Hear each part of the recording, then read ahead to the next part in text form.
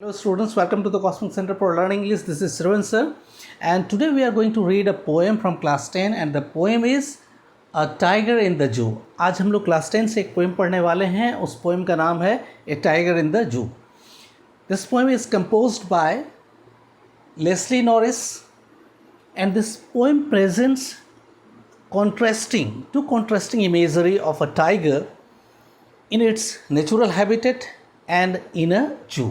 इसमें दिखाया गया है कि एक बाघ दो विपरीत, ठीक है, इमेजरी यहाँ पे क्रिएट किया जाता है इस पोएम के द्वारा, जिसमें ये दिखाया जाता है कि एक टाइगर अगर अपने नेचुरल प्राकृतिक आवास में रहता है, जैसे जंगल में रहता है, फॉरेस्ट में रहता है, तो वहाँ उसका अपीयरेंस कैसे होगा, वहाँ उसके बिहेवियर कैसे होंगे, वहाँ उनकी क्या विशेषताएँ होगी, ठीक है.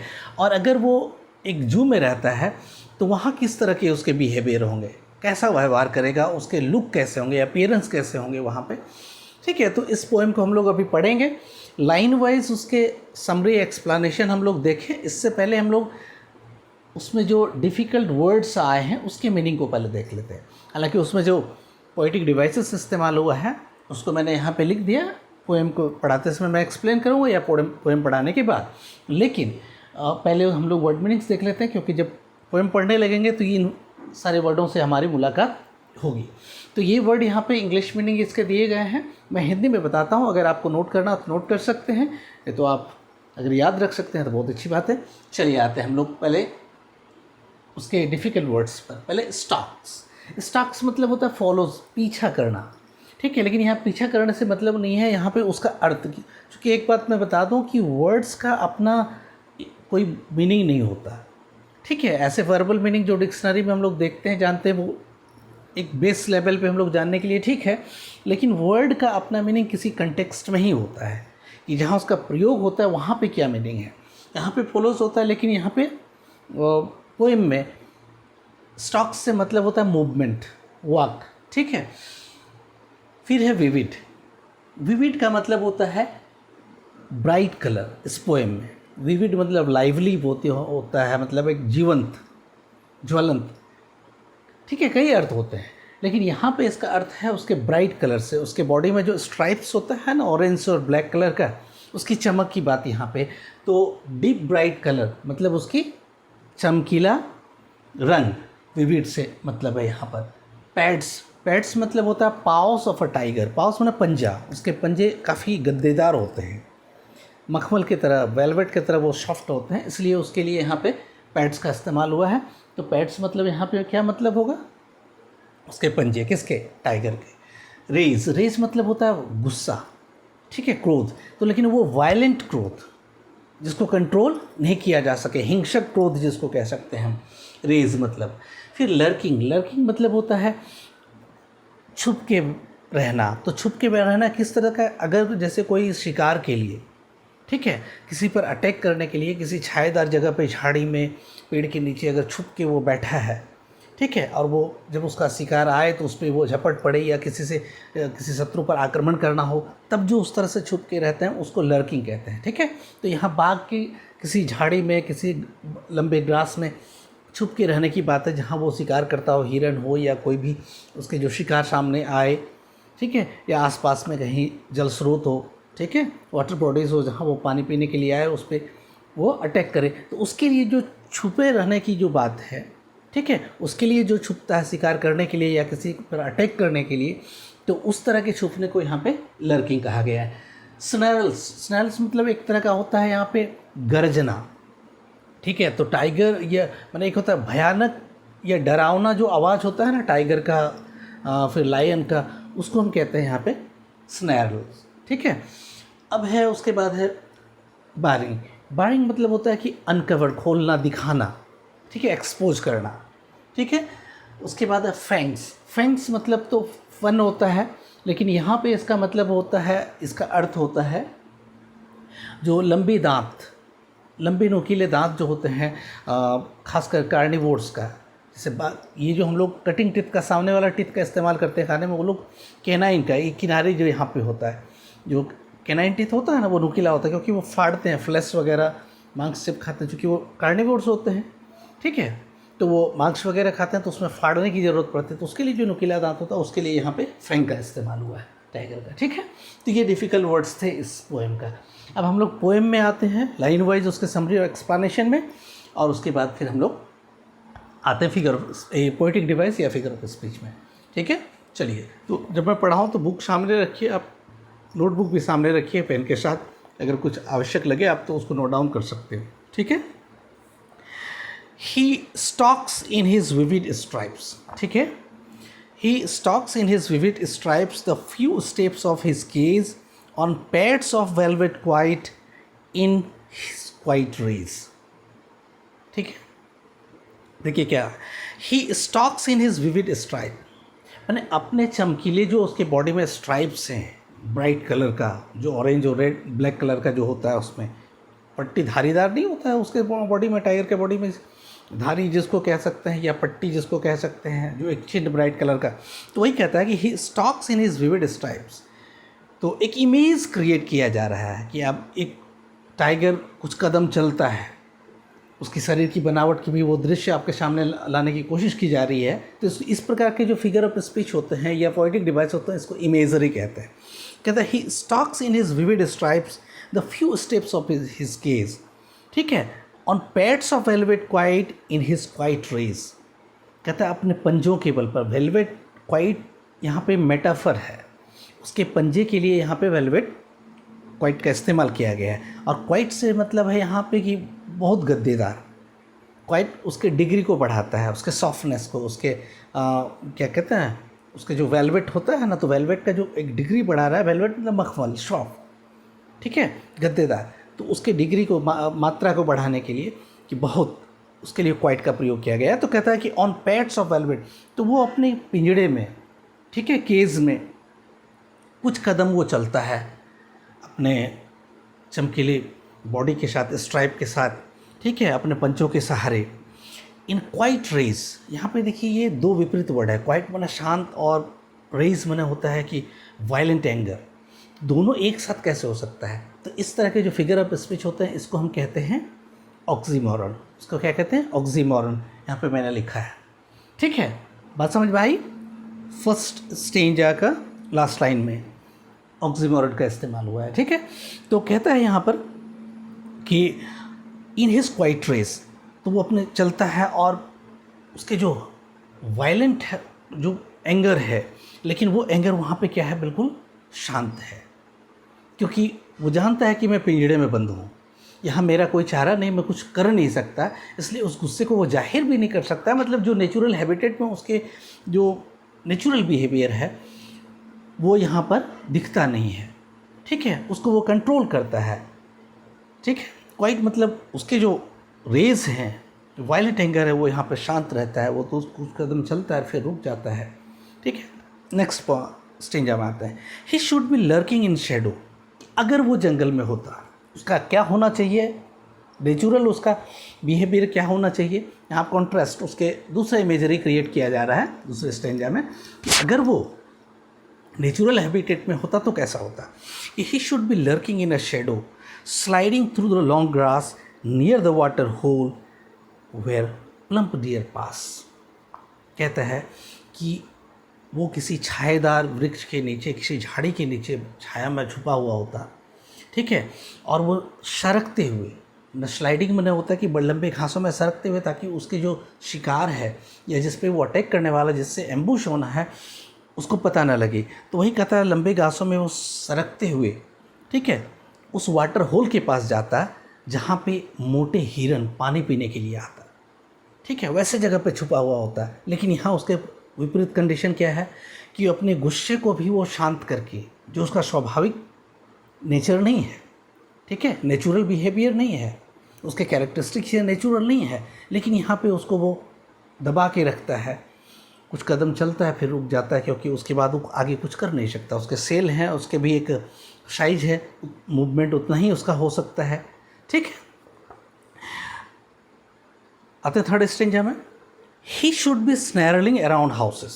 He should be snarling around houses at the jungle's edge, baring his white fangs, his claws, terrorizing the village. ठीक है, अब यहाँ पे कहता है कि ही शुड बी स्नैरलिंग, वो गुर्राता हुआ होता, मतलब डरावना आवाज़ करते हुए, जो आउटस्कर्ट होता है ना आपका जंगल का जो बाउंड्री होता है, उससे लगे जो गांव होता है, ठीक है, विलेजेस होते हैं, उसमें जनरली क्या होता है कि टाइगर्स कभी निकल कर वो कुछ जो पेट एनिमल्स है उसका शिकार करते हैं। तो वो कभी अभी अगर वो जंगल में होता तो क्या होता कि वो गुर्राता, गरजता, लोगों को टेरोराइज़ करता, ठीक है, जंगल के किनारे जो गांव है वहाँ पर लोगों को, और कहता है अपने दांतों को देख, कैसे वो उसके एक इमेजरी क्रिएट किया जा रहा है कि अपने नुकीले दांतों को मतलब बाहर करके दिखाता, मुंह फाड़ता, जब टाइगर मुंह फाड़ता तो क्या होता है, उसके नुकीले दांत दिखाई पड़ते हैं, बड़ा खतरनाक लगता है, डेंजरस लगता है।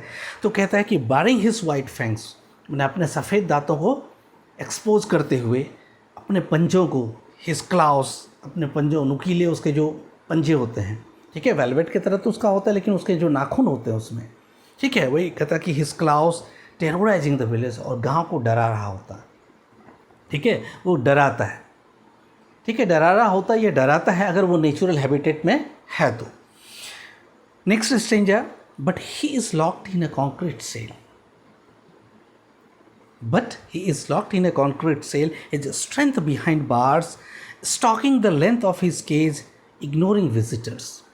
ठीक है, कहता है कि लेकिन वो तो बंद है, और किस में, कंक्रीट सेल में, ऐसे कमरे में, ठीक है, ऐसे पिंजड़े में जो कंक्रीट का बना होता है। कंक्रीट किसको कहते हैं, जिसमें वो शैंड, ठीक है, फिर वो ग्रेवल कह सकते हैं, और वो जो मेटल ये होता है ना, स्टोन चिप्स, ठीक है, मतलब स्टोन जो होता है, स्टोन चिप्स, उसके बाद सीमेंट, फिर सैंड, वाटर, ये सारा मिल के जो बनता है जिसको हम लोग कंक्रीट कहते हैं, ठीक है, जैसे कंक्रीट हाउस कहते हैं ना, जैसे सीमेंट का बना हुआ, सीधे सीधे जान लीजिए कि उसमें गिट्टी भी होता है, बालू भी होता है, सीमेंट भी होता है, पानी भी होता है, इससे मिलके जो बनता है, यानी काफ़ी मजबूत। कहने से मतलब कंक्रीट सेल मतलब जिसको वो तोड़ नहीं सकता, जिससे वो निकल नहीं सकता, वहाँ कुछ नहीं कर सकता वो, ठीक है।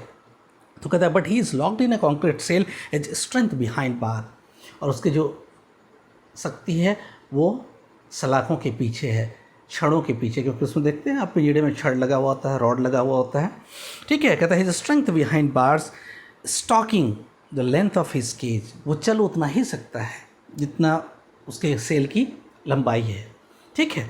वही कहता है stalking the length of his cage, ignoring visitors, और वहाँ वो विजिटर को नहीं देखते। अगर वो जंगल में होता तो फिर वो अपना जो भयानक रूप दिखाता, टेरोराइज़ करता, शिकार करता। यहाँ पे वो विजिटर को इग्नोर करते, उधर नहीं देखते, क्योंकि वो खुद से परेशान है, क्योंकि उसके वहाँ कुछ भी नहीं चलता, उसके जो नेचुरल बिहेवियर है उसको वो प्रोजेक्ट कर ही नहीं सकता, वो नेचुरल उसके बिहेवियर सामने आ ही नहीं सकता उसके लाइफ स्टाइल में।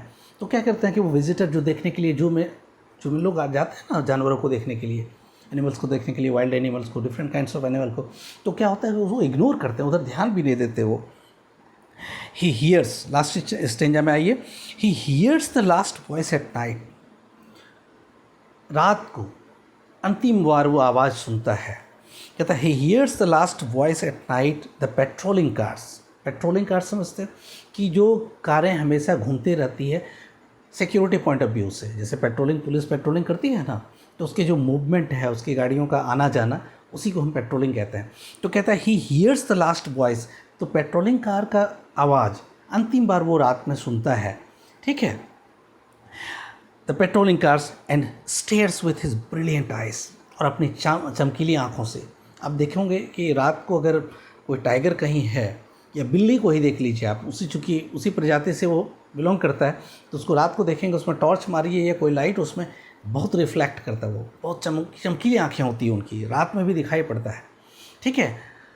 बात समझ में आ रही है ना। तो कहता है he hears the last voice at night, the patrolling cars, and stairs में टकटकी लगा के देखना, विथ हिज ब्रिलियंट आइज, अपनी चमकीली आँखों से, एट द ब्रिलियंट स्टार्स, ठीक है। और चमकीली आँखें से क्या देखता है, रात की जो तारे उसको दिखाई पड़ते हैं आसमान में, ठीक है।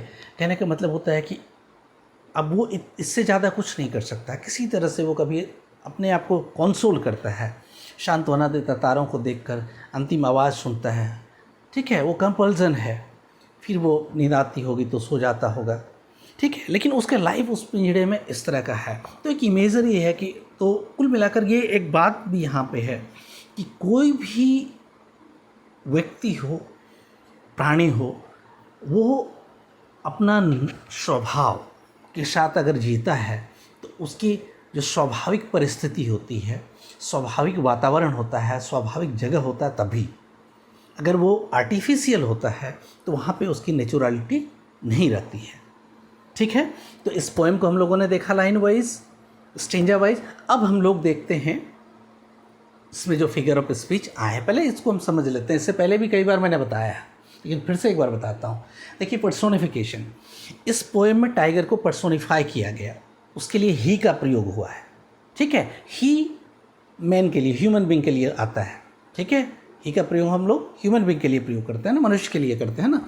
तो यहाँ पे टाइगर के लिए किया गया है, यानी उसको पर्सोनिफाई किया। पर्सोनिफिकेशन किसको कहते हैं? ये एक फिगर ऑफ स्पीच है, पोएटिक डिवाइस है, जिसमें किसी non living things, abstract idea या किसी एनिमल को ह्यूमन बींग के रूप में एक्ट कराया जाता है, या कहने का मतलब होता है मानवीय गुण उसमें डाले जाते हैं, उससे ऐसे बिहेव कराया जाता है जैसे मानो कि वो मनुष्य हो। ठीक है, तो इस तरह का जो लैंग्वेज का प्रयोग होता है, इस तरह के जो डिवाइस इस्तेमाल होते हैं, ठीक है, लिटरेरी क्रिएशन में, उसको कहते हैं पर्सोनिफिकेशन। समझ में आ गया होगा?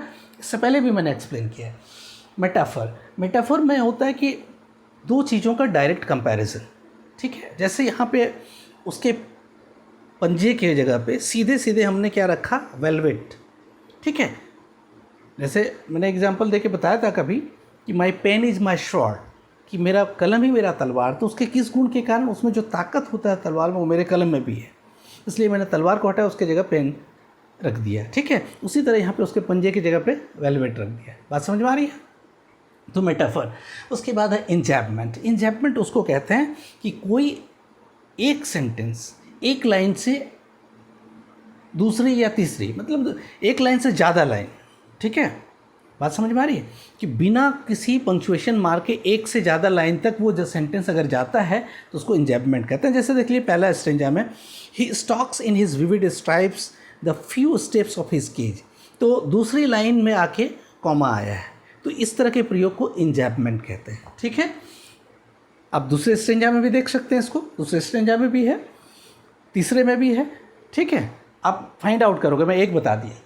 उसके बाद है राइम स्कीम। अब राइम स्कीम देख लीजिए, फर्स्ट स्टेंजा का पहले राइम स्कीम देख लेते हैं। स्ट्राइप्स है, केज है, क्वाइट है, रेज है। तो स्ट्राइप्स, ठीक है, ए मान लेते हैं उसको, केज बी, क्वाइट सी, और फिर रेज। तो केज और रेज राइम कर रहा है, तो अगर केज को हमने बी माना तो रेज क्या होगा? उसका बी होगा, क्योंकि दोनों राइम कर रहा है। और पहला ए, दूसरा बी हो गया, तीसरा अलग है, क्वाइट है, जिसके लिए सी डाला, और फिर यहाँ बी आ जाता है। तो क्या हो जाएगा rhyming scheme? A B C B. ठीक है, दूसरे स्टेंजा के भी देख लेते हैं। यहाँ पे विंडो शेडो है, ठीक है, उसके बाद ग्रास है, होल है, तो शेडो ए माना, ग्रास को बी माना, होल को सी माना, और फिर पास क्या होगा? बी होगा। तो ग्रास और पास ये दोनों बी है, और ए और सी हो जाता है। तो फिर इसके भी राइमिंग स्कीम, यानी पूरे पोएम में हर स्टेंजा का राइमिंग स्कीम क्या है? A B C B. ठीक है, राइमिंग स्कीम समझ गए? अब है ऑक्सीमोरन। वो अभी मैंने बताया कि दो विपरीत मीनिंग वाले वर्ड्स अगर एक साथ कहीं यूज़ होता है, जैसे क्वाइट और रेज, एक शांत और एक मतलब ये क्या कहते हैं, भड़काव हुआ स्थिति। गुस्सा, क्रोध में क्या होता है? आदमी भड़का हुआ होता है। तो कोई भी प्राणी, तो क्रोध है उसके जस्ट विपरीत है शांत। क्रोध होना, हम लोग क्रोध व्यक्ति को कहते हैं ना, शांत हो जाइए, तो उसका विपरीत। लेकिन दोनों का इस्तेमाल यहाँ क्वाइट रेज, ठीक है, मैंने जो गुस्सा है लेकिन उसको वहाँ पे दबा के रखा गया, इसलिए यहाँ पे प्रयोग हुआ है। तो इस तरह के यूज़ को क्या कहते हैं? हम ऑक्सीमोरन कहते हैं। इमेजरी बताया कि जब कोई इस तरह से लिखा जाता है, ठीक है, कि वो आपके मस्तिष्क में एक तस्वीर पर उत्पन्न करता है जिसके बारे में आप पढ़ रहे होते हैं। जैसे मेरे टाइगर का केज में वर्णन था, या जंगल में किस तरह से छुपा रहता है, तो जब हम ये पढ़ रहे होते हैं तो दिमाग में तस्वीर भी बन रहा होता है, वो जंगल का, वो टाइगर का, वो लंबी घासें, वो छुपा हुआ, फिर उनको शिकार करते हुए। ठीक है, तो इस तरह के जो इमेजरी, ठीक है, लैंग्वेज का प्रयोग किया जाता है, इस तरह के पोएटिक डिवाइस का यूज़ किया जाता है जिससे इमेज क्रिएट हो, उसको कहते हैं इमेजरी। ठीक है, फिर ओनोमेटोपी। ठीक है, प्राकृतिक साउंड को कॉपी करके, यहाँ स्नैरल एक तरह का वो गर्जना, उस आवाज़ का नाम है यहाँ पे। ठीक है, बात समझ में आ रही है ना। जैसे रैटलिंग, पेड़ों के पत्ते रगड़ाना आपस में, टालियों को रैटलिंग कहते हैं ना। ठीक है, अब जैसे मक्खी वगैरह हमिंग, ठीक है, तो उसके आवाज़ का एक नाम दिया गया। उसी तरह से ये नेचुरल किसी भी साउंड को कॉपी करके उसका एक नाम देना, ठीक है, उससे हम उसको आइडेंटिफाई करते ये आवाज़ होगा, तो उसको हम क्या कहते हैं, ओनोमेटोपी। ठीक है, इसके अलावे मैं कई बार पहले भी बता चुका हूँ कि कॉन्सोनेंट्स, कि अगर कोई कॉन्सोनेंट साउंड किसी लाइन में 2 या 2 से अधिक बार रिपीट हुआ है किसी वर्ड में, वर्ड के बिगिनिंग में, एंड में, बीच में भी, तो उसको हम क्या कहते हैं, कॉन्सोनेंट्स कहते हैं। एलिट्रेशन किसको कहते हैं, कि किसी वर्ड के, ठीक है, एक सेंटेंस में 2 या 2 से अधिक वर्ड के बिगिनिंग में अगर सेम लेटर इस्तेमाल हुआ है, सेम साउंड से बिगिन होता है 2 या 2 से अधिक वर्ड्स, तो क्या कहते हैं, उसको एलिट्रेशन कहते हैं। जैसे देख लीजिए स्टॉक्स स्ट्राइप्स फर्स्ट लाइन में, फर्स्ट स्टेंजा का, तो दोनों एस से स्टार्ट हो रहे, एस साउंड से, तो इसको हम कह सकते हैं एलिट्रेशन। ठीक है, और उसके बाद फिर हम एक एग्जांपल ले लेते हैं एसोनेंस का। एसोनेंस किसको कहते हैं, जब कोई वावल साउंड का, किसी वावल साउंड का 2 या 2 से अधिक बार रिपीट हो किसी लाइन में, लेकिन कोई ज़रूरी नहीं कि वो बिगिनिंग में हो, किसी वर्ड के मिडिल में हो सकता है, किसी के बिगिनिंग में, किसी के एंड में भी हो सकता है। ठीक है, तो उस तरह के वर्ड को हम क्या कहेंगे, उसको क्या कहेंगे, हम उसको क्या कहेंगे, एसोनेंस कहेंगे। तो आप एसोनेंस यहाँ खोजेंगे कई लाइन में। ठीक है, बहुत आसान है, मैं जो बता रहा हूँ उसको सुनेंगे। इससे पहले भी जो मैंने पोएम्स पढ़ाए हैं 9 और 10 का, उसमें मैंने इसका सारे पोएटिक डिवाइसेस बताए हैं। तो यहाँ बहुत आसान है, मैं देख रहा हूँ, अगर मैं आप इसको कर पाएँ, यहाँ पे अगर लाइनें लिखी होती तो मैं मार्क कर देता, अभी मैं बता भी रहा हूँ, लेकिन आप इसको बहुत आसानी से, कि कोई भी लेटर, जैसे एक एग्जांपल बताया ना आपको, इलिट्रेशन का एस से स्टार्ट है, उसी तरह से सेम साउंड अगर रिपीट होता, आप देख लीजिए यहाँ पे बिगिनिंग में भी हो, मिडिल में भी हो, उससे कोई फ़र्क नहीं पड़ता है।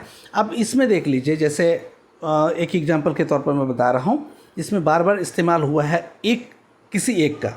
ठीक है, तो उसमें आप ये स्टेंजा 3 में आ जाइए, बारिंग हिज वाइट फैंग्स, तो एजोनेंस का एग्जांपल देख लीजिए, आई का इसमें यूज़ प्रोमिनेंट है, बार बार रिपीट हुआ है, तो उसको हम क्या कहेंगे, एजोनेंस कहेंगे। तो इस तरह से एजोनेंस, कॉन्सोनेंट का रिपीटेशन होगा तो उसको कॉन्सोनेंस कहेंगे। बात समझ में आई। तो ये फिगर ऑफ स्पीच हो गया। अब ये पोएम समझने के बाद इससे जो क्वेश्चन आंसर हम लोग करेंगे क्वेश्चन आंसर सीरीज़ में, लेकिन मुझे नहीं लगता कि अगर क्वेश्चन समझ में आ गया, ये लेसन, ये पोएम अगर ठीक से समझ में आ गया, तो कोई भी क्वेश्चन है जिसका जवाब आप न दे सके, फिर भी हम लोग क्वेश्चन आंसर सीरीज़ में करेंगे। तो आज हम इस पोएम को यहीं अंत करते हैं और हम लोग मिलते हैं फिर अगले वीडियो में नेक्स्ट पोएम के साथ। और जैसे पोएम ख़त्म होता है हम लोग फिर प्रोज में आएंगे और फिर क्वेश्चन आंसर सीरीज़ में। ठीक है, और इसके साथ जो अदर सेक्शंस है, रीडिंग स्किल भी होना है। ठीक है, लेटर राइटिंग तो अभी चल रहा है, इसके बाद हम लोग पैराग्राफ राइटिंग में आएंगे। तो ये कंटिन्यूअस अपना, लेकिन आप वीडियो मिस नहीं करेंगे। और वीडियो अगर पसंद आए, ठीक है, तो आप उसको लाइक करेंगे, शेयर करेंगे, अधिक से अधिक शेयर करेंगे। ठीक है, और आप अगर नए हो तो आप सब्सक्राइब जरूर करें। ठीक है, हम लोग यहीं आज विदा लेते हैं। Good bye.